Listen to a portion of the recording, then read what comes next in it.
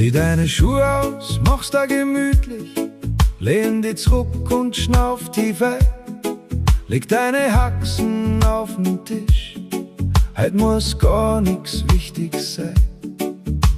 Der Duft von der Wiesen liegt in der Luft, kalt ist der Schatten nicht. Und irgendwo zwischen Himmel und Gras vergisst man, wird Sorgen heut reden. Wenn's lauschen kannst, wo man nix hört, wenn's sehen kannst, wo's nix zum Sehen gibt, wenn's spürst, ohne Berührung, ganz tief in dir drin. Wenn's das Gras wachsen hörst, wenn die Bladel anfangen zum Singen, wenn die Halme mit dem Wind ihre eigene Melodie bringen, dann bist du gekommen, dann passt genauso wie es ist.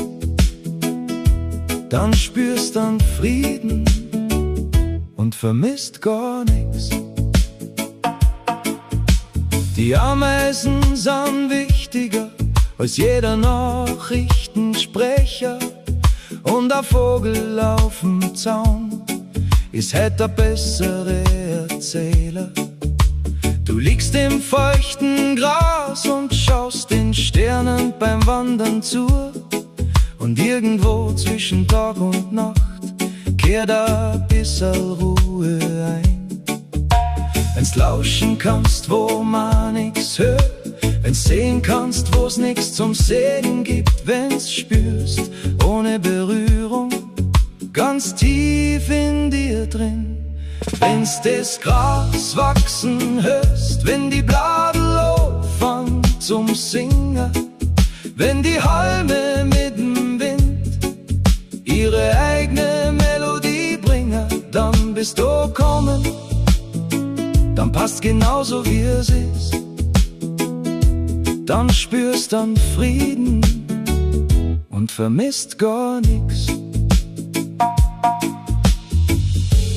Bremst so mit dem Denken, lass die Welt der Welt sein.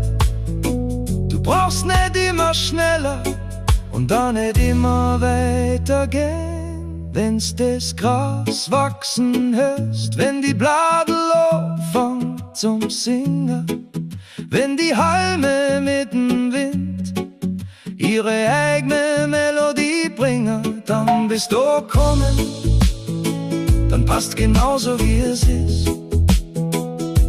Dann spürst dann Frieden und vermisst gar nix. Wenn's das Gras wachsen hörst, dann bist du